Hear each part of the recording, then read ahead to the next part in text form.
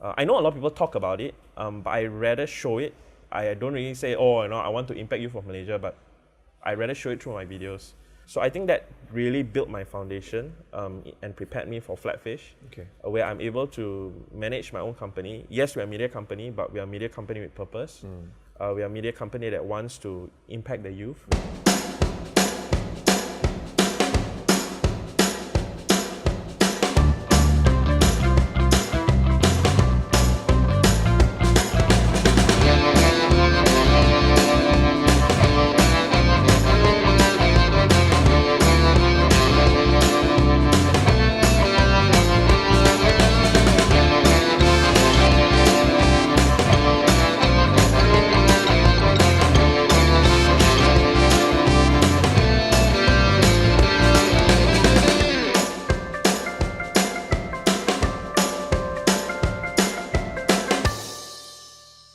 All right, hi Alvin. Hello. Welcome to my studio today. Glad to be here. So you are the director of a company, or should I say social business, called Flatfish Media.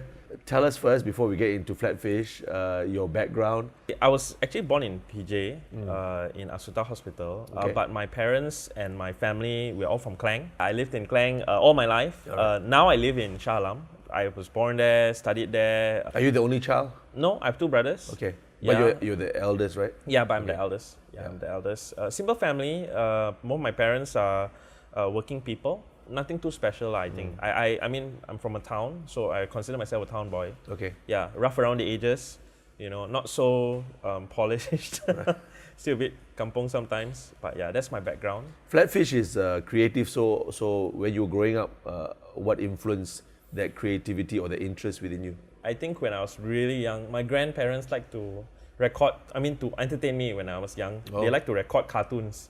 They have a tape recorder, so they will record cartoons. When I go to your house, I'll look forward to it because I'll just be stuck in front of the TV, watching TV and reading comic books and stuff like that. So I think that was my childhood. Are you the only one among your brothers who are in the creative? No, my youngest brother, he's also in film. And I would like to think that I kind of had a hand in that. Okay. Because after he finished his high school, he actually came to work with me for a year. He took a gap year to, we spent time. Intern with you? And Yeah. Okay. And he liked it. So I think after that, he decided to pursue his studies in Singapore. So you're married? Yes, I'm married. Tell us a little bit about your family. Happily married with two kids. My wife does marketing, and I have two wonderful boys, 1 5 and 1 3. So having two boys can be quite a challenge because they are, boys are always active and extremely challenging. They're at the stage where they can't really take instructions well, and when they don't like it, they don't tell you they don't like it. They cry and scream and show you that they don't like it. Your wife is working, you are working. How do you manage your children? Well, nowadays I think it's quite normal for two working parents. We have to send them to daycare. Okay, so it's working out so far? First time parents, we won't know a lot of things. To us, it's new. So we won't know whether or not they are excellent kids or not excellent kids. All we know is what we see. And we also want to try to give them our best. But I think 2 years back, the daycare found out that my kid, just suspected symptoms of autism. So they advised us to take him to get assessed. And at first we were in denial. No parent want to experience that. And we were like, oh no, maybe how, why, and all these things.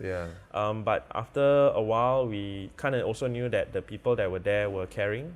We said, okay, let's just go and see, no harm trying. And we went looking for assessment. The other tough thing was that the information was not there. It's not easily accessible info. There's a lot of awareness, but there's not a lot of information.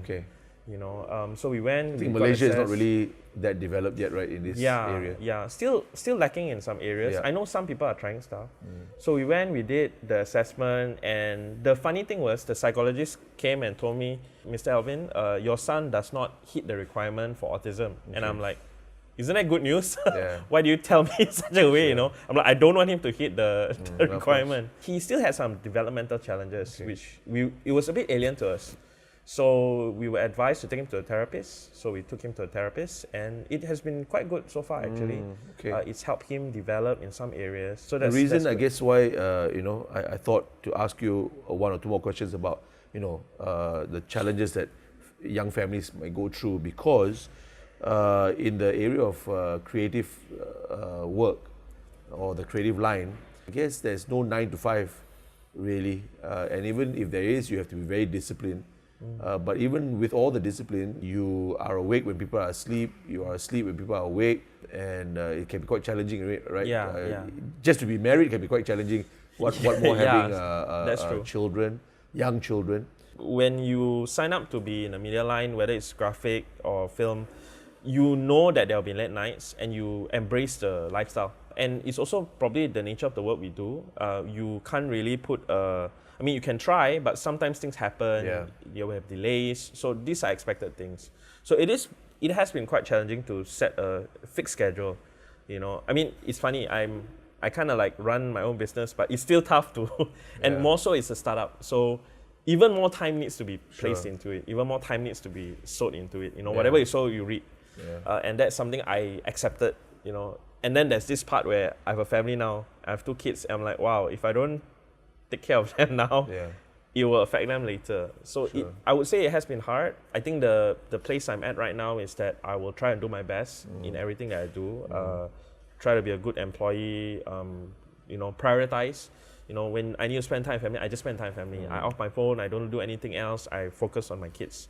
When I need to work, I work. So it has been tough, but it has, so far I would say it's working. It can be done, right? It can be done. If you exercise management, discipline, and also just plan your day ahead. Let me talk very quickly about stress now, because people in the media or advertising line, I know quite a few of them who deal with stress in different ways. All right, so you are in this line. The people I hear in the advertising and media line will do different things. How do you, Alvin, deal with stress? I think one really big part for me is my faith. My faith really helps me to keep to the straight and narrow, or to keep focused. I've gone through different challenges in the past, and stress is just a normal, well, I wouldn't say no. I would like to not say normal, but it is a normal thing in life where you go through. When something happens, it doesn't go your way, when you have a difficult client, when you're trying so hard to do something and suddenly the electricity goes off and everything that you've done for the past 3 days is gone. So things like this happen. A practical way to do it is, of course, to take a step back, to chill and to figure a solution out. You know, that's one practical step.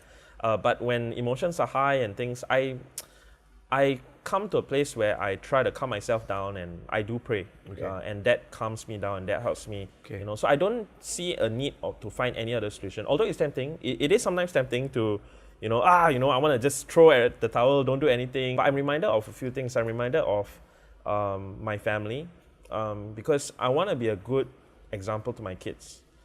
I want to show them that when I'm stressed out, I don't have to be angry, or when I'm stressed out, I don't have to do things my way, or do things just because I feel like it. So you can do it differently. Yeah. There's a way out, normal stuff that people do. Yeah, you don't have to follow the crowd, you don't have to... And you don't even have to have the image, because some people might do it for image sake. There are a lot of external factors. I think for a person, the internal is very important as well. And now if you look at other people and what different people like Simon Sinek all saying, everybody's focusing on the internal, and everybody's saying things like, when you have good character, you can pass. And the external are just external, and it helps numb the pain, but does it really solve the problem? I think sometimes we got to realize that pressure in terms of influence is very, very real. But I really believe the internal things that someone goes through is important to help the person go through life. It is quite challenging, because sometimes you're fighting against the crowd. Everybody wants to do this because it's cool. Everybody wants to do this video because it's cool. But you said, no, I'm not going to, because I wanna sing a different tune. I wanna say a different message. I wanna show people that, not just show people, but I wanna say, hey, it can be done. No, I don't have to, swear. Just to give you an example, I know that when tensions are high, sometimes, we use languages that may not be, sanctioned in our national TV. But personally, I don't believe in that. I don't believe that I need to scold someone to get the best performance out of the person. I'd rather coax the person, I'd rather work with the person. So I think that's something I personally believe in. What prepared you for what you're doing now, Alvin, in terms of studies, in terms of maybe previous work experience? Maybe tell us a little bit about that. Interesting story. So I started getting into media when I was serving in church. if you are familiar with the church scene, what we used to do is for lyrics, because we sing songs, we used to use OHP. So that's where I started, and then I got involved a little bit with sound, music, and stuff like that. I think that's where it started kicking in the creativity. My ambition changed through the years. I wanted to be from an archaeologist to a architect, and it kind of like streamlined to graphic design. I was doing a career test in school when I was Form 4, and this word graphic design came. I had friends who wanted engineer, IT, familiar, lawyer, doctor, familiar, graphic design. And I think I was the only guy to get it. I'm like, what's this? So I went and researched a little bit about it. And I'm like, oh, okay. Oh, I think I like that. You have to do it computers because I'm a little bit geeky, but it has to do with art. So I think that's where it started. And during that time, I remember we had Toy Story came out, 3D, new technology. It was new. And I thought I wanted to do that because I like cartoons. I got enrolled in MMU, did film animation. It was actually the most difficult major ever. I don't know why. I guess because of passion, you wanted to do it. Because I remember my first class, my lecturer said, my goal here is to make you all drop out. And I'm like, what? That's why he told us, And it's true, because when people were having holidays, semester break, we were working. And I guess that's where I got my workaholic attitude. Okay. So that's where I started. After that, I joined a 3D animation company for 6 months because that was the dream. But I had a change of heart. It was quite weird, this experience. I was sitting down working and it really felt like a factory. And the realization just came like, Alvin, what are you doing? I'm like, yeah, I'm doing what I love. And the thought that came was, yeah, but you are working really hard for entertainment. That means the end goal, because we were working on a cartoon, the end goal was just someone looking and saying, oh, this is entertaining, and that's it. There was no life change, there was no transformation. So I felt like, well, maybe it's time to move on. I came out and then I was looking for another job. So you found another job and you worked still in that line, right? In the line of media? Yeah, media, yes, but not really my cup of tea, because I was trained in, although it said film animation, we did more 3D animation. So my background in terms of computers were good, but practical video and film was not there. So I landed a part-time job at first with a company called Flatfish Communications. I really like what they do because I was looking for meaning and purpose that time with the things that I wanted to do. They were doing great stuff. They had this magazine called think.com.my, which I truly believe was beyond its time, because that was before the time of YouTube, before the time of the internet, before eBay. And we had think.com.my. And it was a magazine that wanted to sort of provoke the thoughts of young working adults or the youth of Malaysia on different issues, just different things, which I thought was cool. They needed a video guy, and I said, let me try lah. So after Flatfish Communications, I started working for AYA, Asian Youth Ambassadors, and their youth development organization. And I really liked the work because we had direct impact to young people and young Malaysian people. One of the biggest projects that I remember we worked on for a few years was the AYA Awards, or more commonly known as the Durian Awards. And it celebrated the lives of young Malaysians or youth-friendly companies. And that was really cool, doing all those things, It's funny how a media person can be involved in that. Yeah. So we came up with videos, interviewed them. So I think that really built my foundation and prepared me for Flatfish, where I'm able to manage my own company. Yes, we're a media company, but we are a media company with purpose. We are a media company that wants to impact the youth.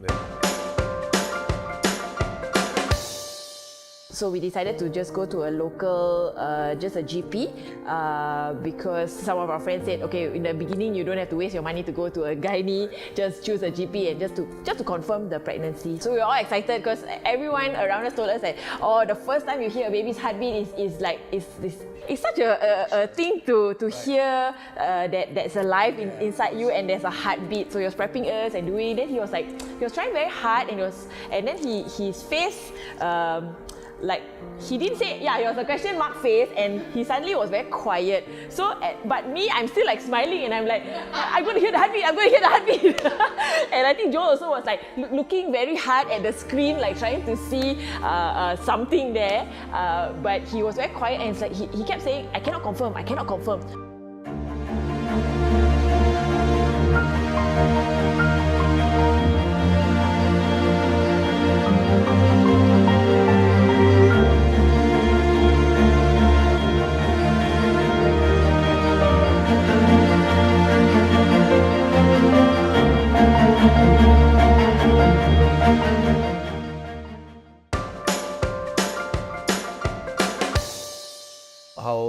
Flatfish Media now? So we started in 2016. Okay. We was incorporated in 2016. Flatfish is a private limited company.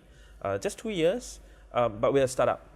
Very new. We've got two awesome full-time colleagues of mine.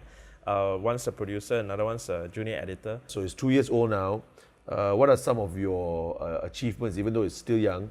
What are some of the things that you're proud of? What are some of the things, maybe even things that you haven't done yet, but you're proud of the fact that you are sitting down to plan it? It's funny that you're asking this question because I think one of the things that I would dare say we're proud to do is this production itself, because we are involved in this production, and the messages that this production itself carry, talking about transformational businesses, is something that we believe in. I wouldn't share so much because as a media company, you also kind of want to keep your secrets. That's what a lot of media companies want to do, because a lot of things that we're doing is still in development. We are very new. We are looking for people who want to come alongside with us.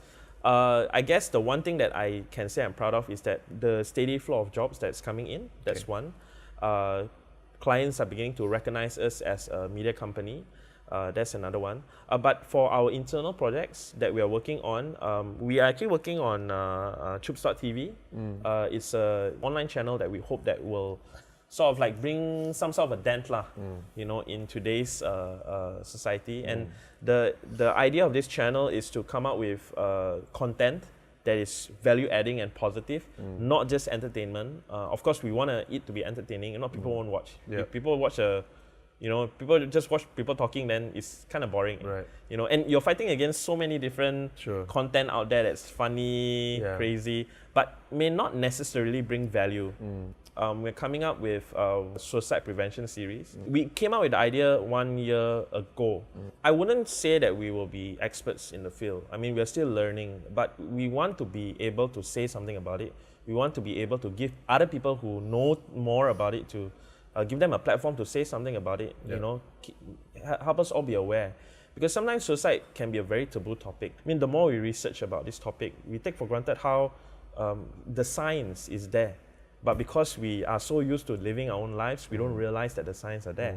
I guess we want to try to say something about it, but I wouldn't say we're experts. Hopefully in the next few months, we will come out with something. So just in a few minutes, tell me whether so far in 2 years, have you seen transformation or the process of transformation happening with yourself, with the team, or the people that comes to support Flatfish, and then of course with your target audience?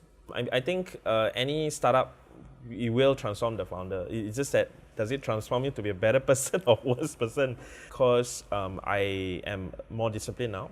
I have to be more disciplined, and I used to just worry just about the work itself, the video and all. But now I've got 2 people on board. I need to think about feeding their mouths. I've got to be responsible. It also have transformed me in terms of other things like skill set. I've learned a few more skill sets. I mean, one of the things which I was very happy when I finished college was like, I don't have to worry about maths anymore. I could throw the books away. But I have to do accounts, so that is, especially when you own your own business. Exactly, and you need to know.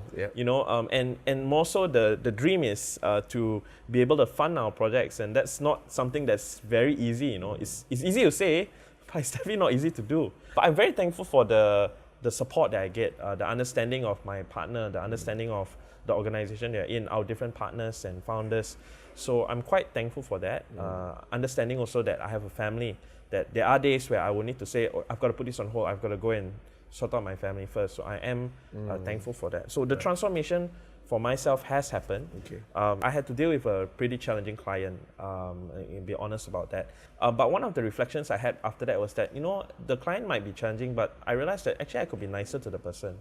Why can't I win the person over? Yes, the person's a challenging client, but why can't I win the client over? And that has taught me a few things, about being in this business, and like you said, the second point, which is impacting the people around us. Well, I would dare say we are impacting the people that we are hiring. From what I know, whether it's giving them opportunity or giving them a purpose, and I've seen the result in that. I would dare say I have a really good team now, and they understand the vision. We, are building it together. That's good. And there's also care. because they're not just workers. I see them as people you know. So I do care for their welfare as well. I try to make sure that okay, you go back, rest, get enough sleep, you know, stuff like that. So I would like to think that it's a bit hard for me to say it because it's almost like, oh, you know, yes, I am impacting, but I would like to think that we are. The third part, I guess we're not there yet. We've not had opportunities to.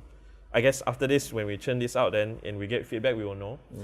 The thing about media is that sometimes you put stuff out there, it's very hard to find a KPI unless someone sends you a letter and says, thank you so much, Alvin, for producing this, because by producing this, you help my family. Then like, oh, okay, I know I've done it. So I guess for that, it will probably take a few years for us to know.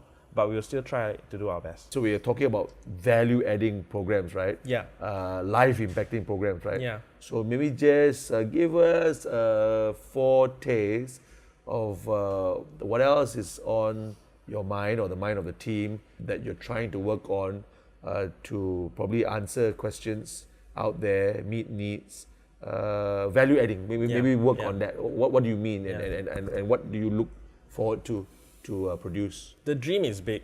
I mean, we also want to be a business that's sustainable. So I don't want to just do content that scolds people and say, hey, don't do this because, you know, we want to do content that people will like, you know. So it's not just preachy. Yeah, it's not just preachy. Yeah, like if me telling you what to do, what not to do. Yeah. Yeah, but as you said earlier, you want it to be also entertaining. Yeah. You want to maybe, because everybody has only limited time with so many things that want their attention. Yeah, that's true. So you also want to probably earn the right, I guess is the phrase. That's earn the the best right phrase, yeah. to get their attention. Yeah. Entertaining, but also value adding. Yeah. That's going to be a challenge, right? Because sometimes immediately when you say value adding, it's going to be boring. Oh right? Man, yeah, it's going to be like, oh, this guy's going to tell us what to do, you know. But I guess we're also still exploring. Okay. Because like I said, we're new. I wouldn't dare say I'm an expert in this, but I imagine this. I imagine people going home, maybe with their family or not, or sitting, watching the program that we come out with, learning something about it, having hope in their hearts, and smiling at the end of the day. If someone comes, or if I see someone in the bus and they're watching our program, if they look at it and they're like, hey, wow, this is so cool, check this out. If that person shares it with someone, or after that the person smiles, you know, and or cries. Yeah, or cries because it touched her or his heart. I think we've done our job. Yeah. You know, of course, in the bigger scale of things, we will never know. But in the bigger scale of things, if we start being recognized by whoever, I think that would also give us that indicator that okay, I think we're doing something. You know, what would Flatfish want to say, or what would the program that we are coming out want to say? You want to be known as that company or that organization that puts out serious content in a not so serious way. Yeah. Yeah. So entertaining yet empowering, maybe, you know, educating. Yeah. So we really like people like you, Alvin, and thankfully, we cheer you on, and we congratulate you again having come this far, and we believe that the best is still ahead. Thank you for being here in the studio with me. Yeah. I hope to see you again. Yes, it's been a pleasure. All right. Thank you, Alvin.